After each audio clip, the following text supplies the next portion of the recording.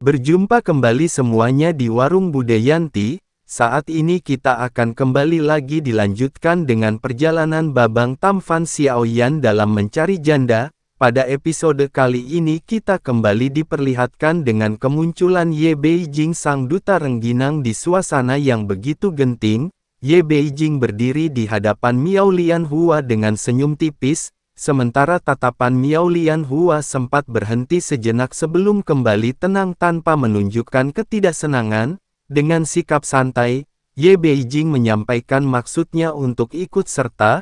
Miao Lianhua menerima kehadiran Ye Beijing dengan anggukan halus dan gerakannya tetap anggun dan terkendali. Sementara itu, di sisi lain, wajah Hua Chan tampak sedikit berubah seolah kehadiran Ye Beijing menimbulkan ketidaknyamanan yang sulit disembunyikan. Ye Beijing melangkah mendekat menepuk Hua Chan dengan akrab lalu menyampaikan bahwa setelah bertahun-tahun berlalu, Hua Chan terlihat jauh lebih baik dan tidak lagi seperti sosok di masa lalu. Ucapan itu diiringi dengan tawa kecil yang ditahan seolah menyimpan makna tersembunyi. Reaksi Hua Chan langsung terlihat jelas. Hua Chan mengerutkan kening dan menjauh dengan cepat berusaha menghindari Ye Beijing. Dalam hati Hua Chan merasa bahwa semua pria tampaknya sama saja mudah melupakan janji yang lama dan kini justru menunjukkan sikap menjauh. Ye Beijing tampak memainkan peran dengan sengaja dan sikap tersebut terbukti efektif menekan Hua Chan. Sepanjang interaksi itu, Hua Chan tidak mampu membalas dengan kata-kata seolah ada masa lalu yang membuatnya terikat dan tidak berdaya. Akhirnya Hua Chan menyampaikan keberatannya dan menyatakan bahwa masa lalu seharusnya dibiarkan berlalu dan tidak perlu diungkit kembali. Namun Ye Beijing justru menanggapi dengan sikap menantang dan menunjukkan bahwa dirinya tidak keberatan membahasnya kembali bahkan siap jika harus berkonflik. Hua Chan memilih meredam emosi dan menyatakan bahwa dirinya tidak tertarik memperpanjang hal tersebut dan hanya ingin hal-hal tertentu tidak lagi dibicarakan. Meski demikian, Ye Beijing tetap menunjukkan sikap tak gentar bahkan memberikan isyarat penuh dengan ejekan halus. Hal itu membuat wajah Hua Chan semakin muram hingga akhirnya memalingkan pandangan dan berusaha mengabaikan situasi. Kelompok itu kemudian bergerak bersama dipimpin oleh Miao Lianhua memasuki celah ruang. Pemandangan di hadapan mereka berubah drastis terbuka luas dengan lantunan doa Buddha yang sangat hikmat. Lantunan itu juga dapat membersihkan pikiran dan menenangkan jiwa. Cahaya Buddha menyinari segala arah menampilkan inti dari alam suci Buddha ilahi kerajaan 10.000 Buddha. Di tengah kemegahan itu berdiri sebuah patung Buddha emas raksasa yang memancarkan cahaya menyilaukan. Perlahan patung tersebut membuka mata menampakkan kebijaksanaan yang dalam. Dari dalamnya muncul sosok dengan kepala besar dan tangan terkatup dalam sikap doa. Sosok itu menyapa Hua Chan dan menyatakan bahwa 10.000 tahun telah berlalu dan menanyakan keadaan Hua Chan. Hua Chan melayang di udara dengan berdiri di atas benang ilahi, sikapnya tinggi dan angkuh. Hua Chan menyampaikan bahwa meskipun pencapaian Taoisme dari sosok tersebut tidak kecil, semua itu tetap hanya ilusi yang tidak mampu menghapus penderitaan. Pernyataan itu jelas merendahkan dan langsung menyentuh inti ajaran yang dianut oleh lawannya. Namun sosok Buddha itu tetap tenang dan cahaya memancar dari tubuhnya. Buddha menjelaskan bahwa cahaya Buddha membimbing hati dan mampu mengatasi bencana. Dengan welas asih, setiap langkah adalah bentuk kultivasi dan bahkan kekuatan besar seperti milik Hua Chan hanya menghasilkan kendali semu serta kekosongan batin. Hua Chan menanggapinya dengan dingin dan menyatakan bahwa kekosongan hanyalah ilusi, sedangkan kekuatan adalah kenyataan. Hua Chan menegaskan bahwa hukum rimba adalah kebenaran tertinggi dan welas asih hanyalah alasan bagi yang lemah sekaligus belenggu bagi yang kuat.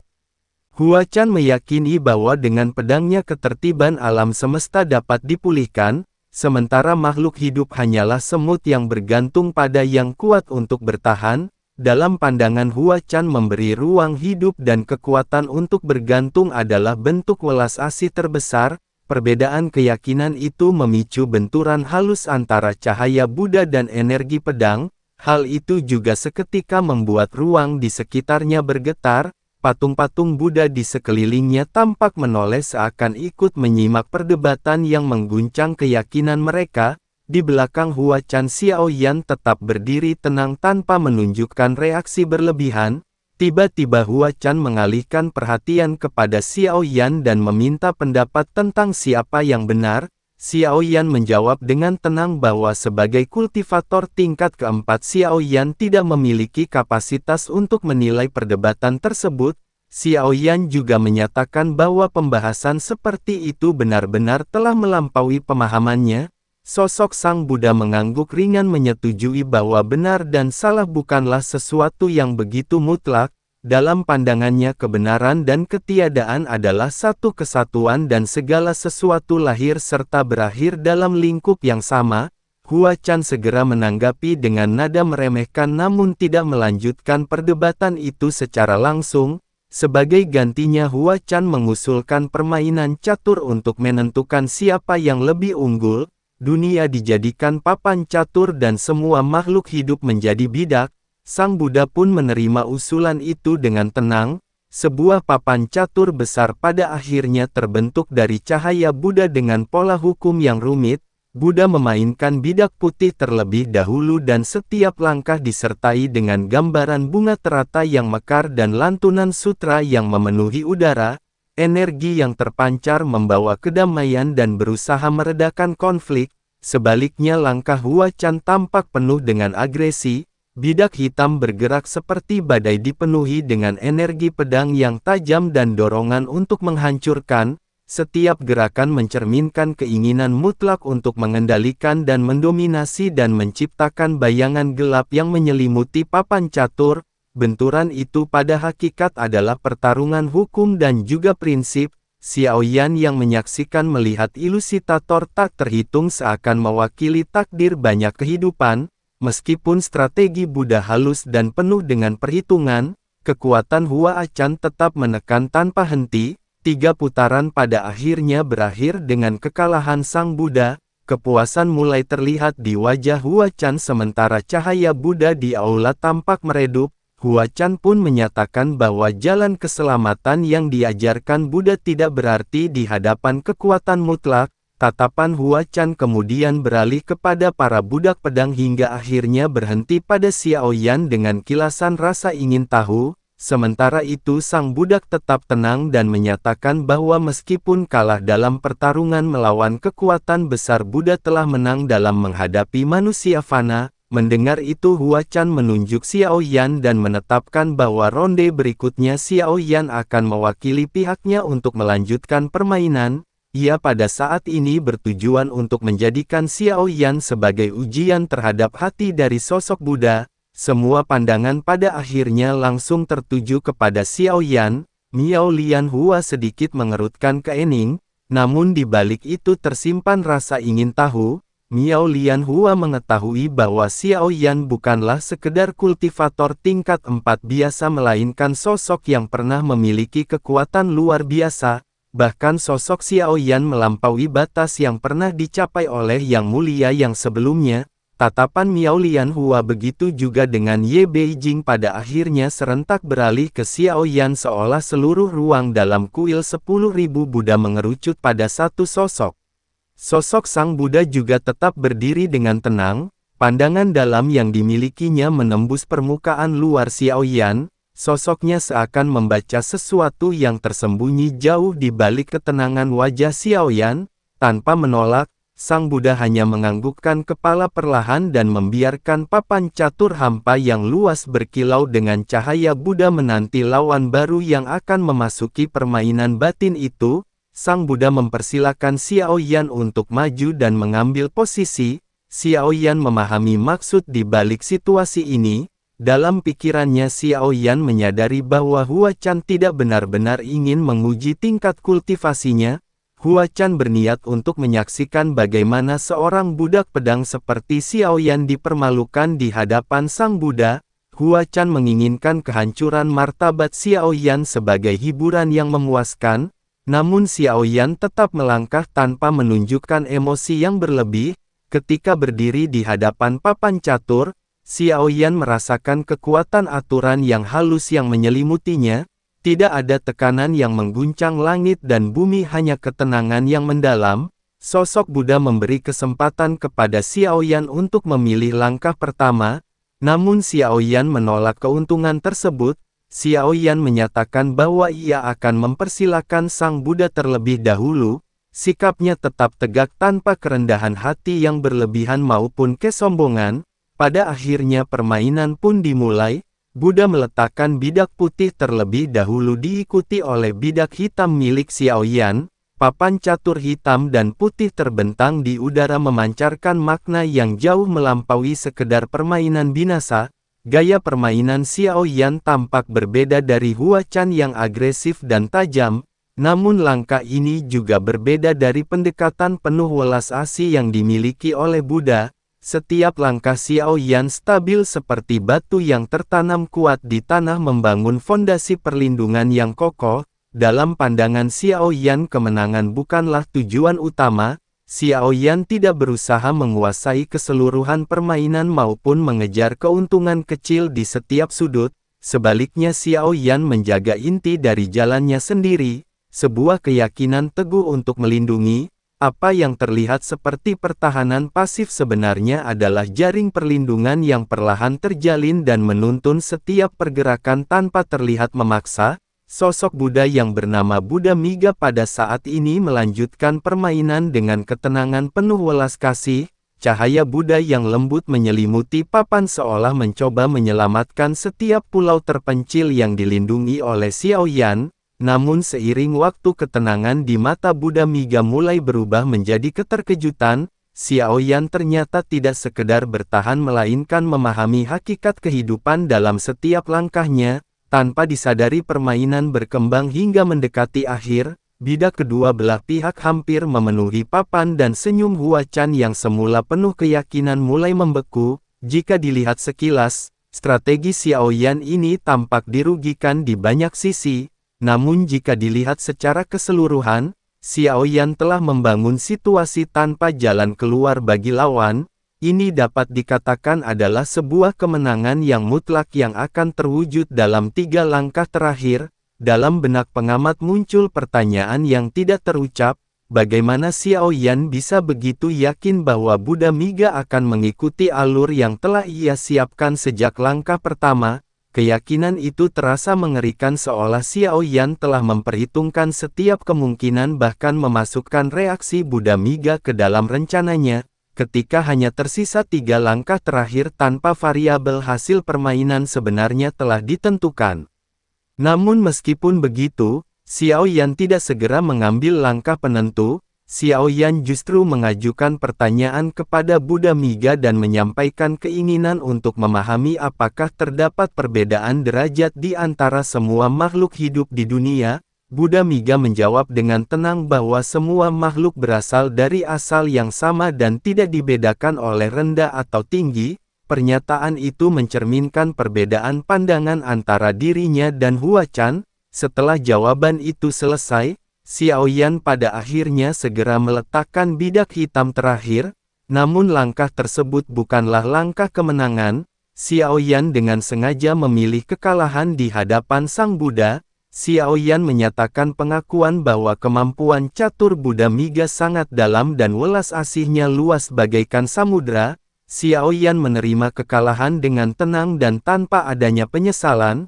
Keputusan itu membuat Hua Chan seketika terdiam. Setelah meneliti papan catur, Hua Chan menyadari bahwa Xiao Yan sebenarnya telah menyiapkan jebakan sempurna.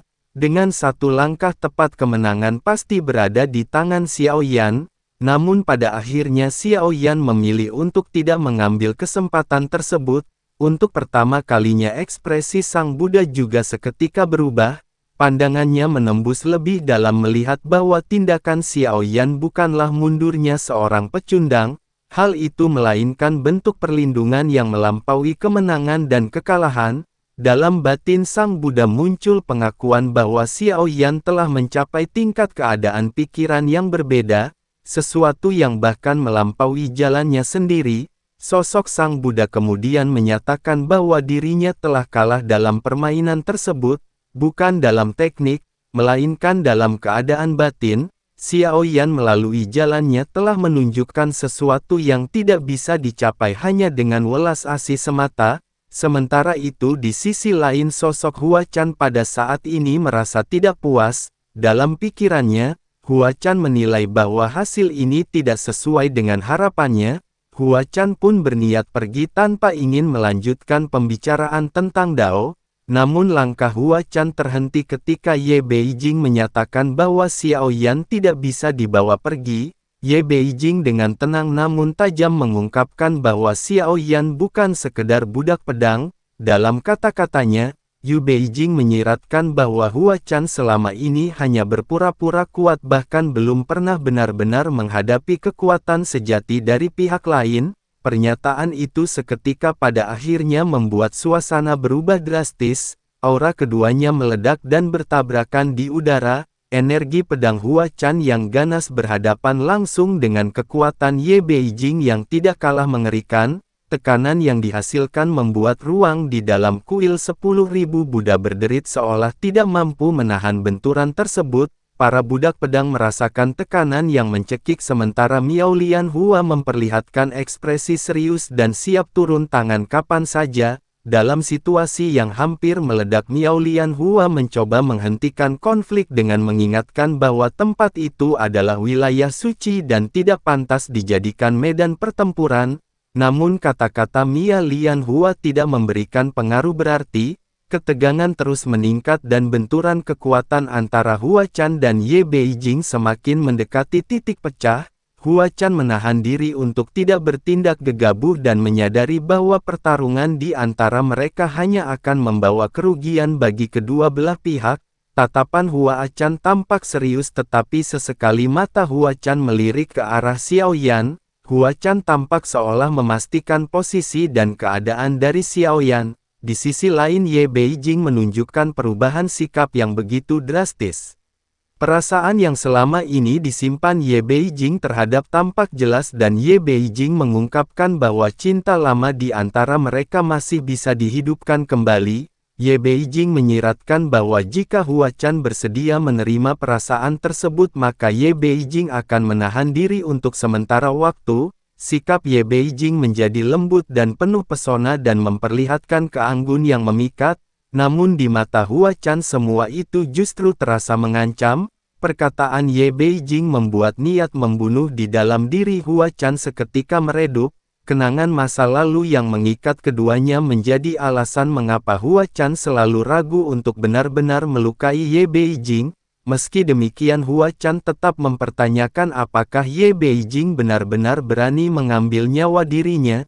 Ye Beijing menanggapi dengan sikap menantang seakan siap menghadapi segala kemungkinan yang terjadi. Di antara para budak pedang yang menyaksikan ketegangan tersebut Chu Jiangyu berdiri dengan tangan bersilang dan memperhatikan dengan penuh minat. Chu Jiangyu mengagumi Xiao Yan yang mampu menarik perhatian seorang wanita seperti Ye Beijing hingga rela melakukan apa saja demi menyelamatkannya.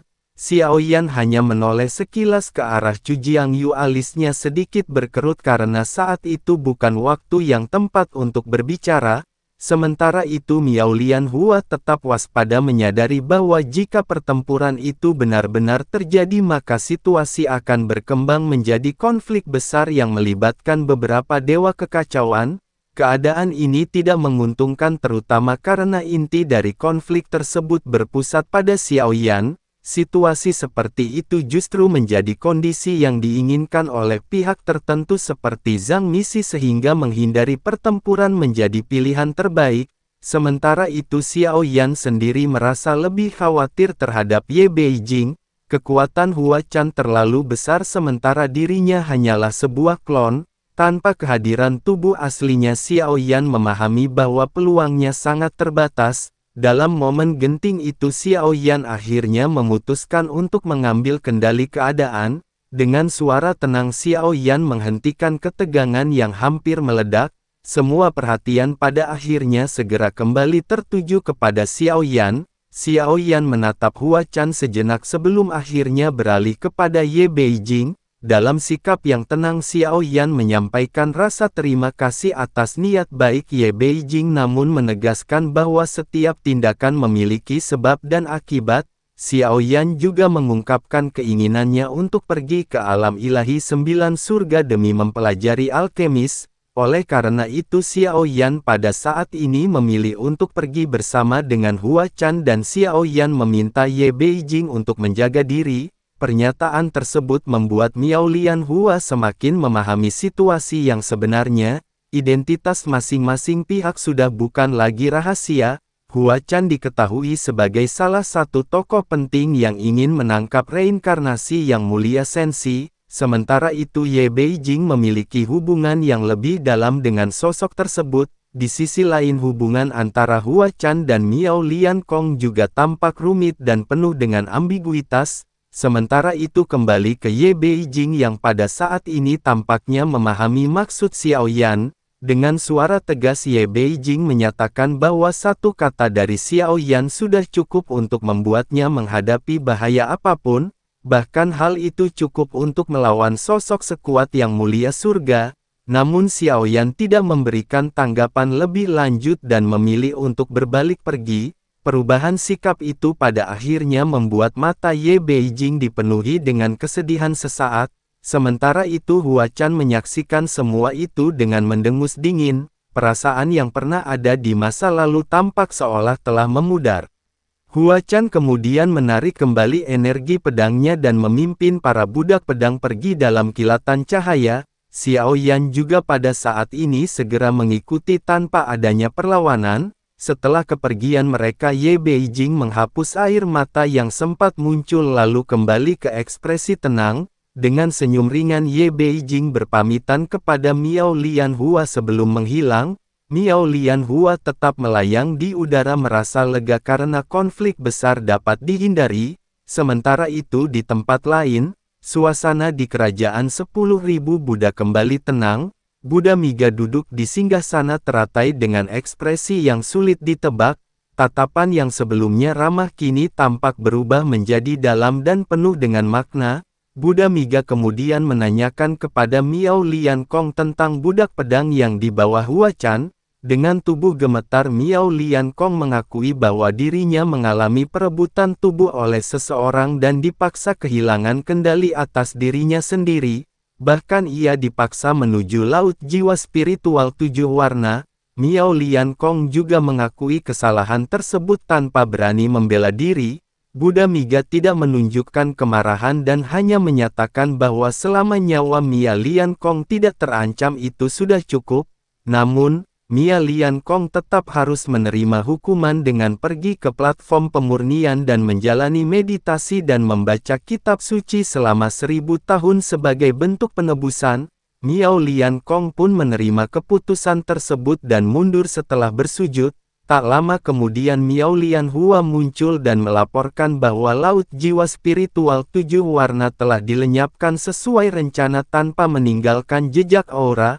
Buddha Miga menyatakan bahwa tempat itu memang telah berubah menjadi sumber kebencian yang menyerupai iblis sehingga lebih baik dihancurkan.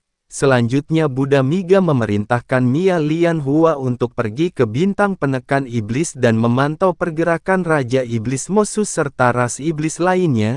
Hal itu bertujuan untuk menekan potensi kerusuhan dan Miao Lian Hua menerima perintah tersebut sebelum akhirnya segera pergi. Sementara itu di kehampaan luas cahaya pedang melesat cepat Hua Chan memimpin perjalanan dengan para budak pedang yang duduk bersila di atas pedang raksasa.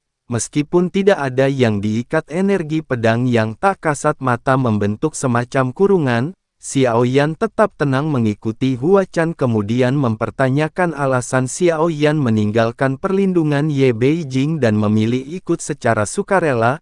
Hua Chan pada saat ini tampak meragukan ketulusan dari sikap Xiao Yan. Xiao Yan menanggapi dengan tenang dan menjelaskan bahwa Xiao Yan tidak ingin melibatkan pihak yang tidak bersalah dan tidak ingin menyeret Ye Beijing ke dalam konflik. Xiao Yan menegaskan bahwa urusan di antara mereka seharusnya diselesaikan sendiri dan bahwa nasib Xiao Yan berada di tangannya sendiri. Sikap tenang Xiao Yan membuat Hua Chan semakin sulit membaca niat Xiao Yan yang sesungguhnya. Tidak ada rasa takut ataupun keraguan yang terlihat.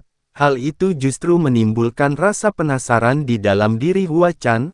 Hua Chan pada akhirnya hanya bisa menghela nafas sebelum akhirnya kembali berbicara kepada Xiao Yan. Ia berkata, anggap saja perjalanan ini adalah kunjungan ke istana surgawi di ibu kota giok miliknya. Xiao Yan hanya terdiam dan Xiao Yan di dalam hatinya bergumam bahwa sebenarnya Xiao Yan sedang menguji niat Hua Chan. Xiao Yan ingin melihat dan mencoba memahami apakah Hua Chan menginginkan nyawanya ataukah memiliki rencana lain yang lebih dalam sedalam palung punya janda pirang.